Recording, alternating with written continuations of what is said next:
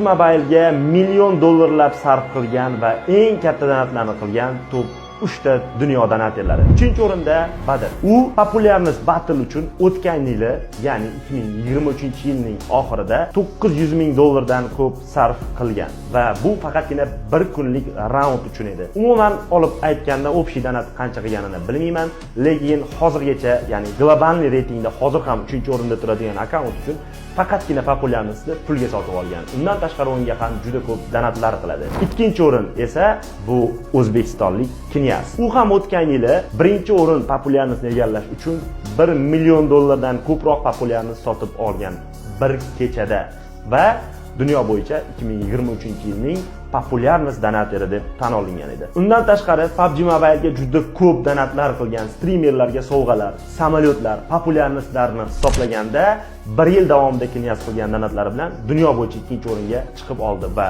o'tgan yilni o'zidayoq PUBG Mobile'ni umuman qaytmaydigan bo'lib tark etdi.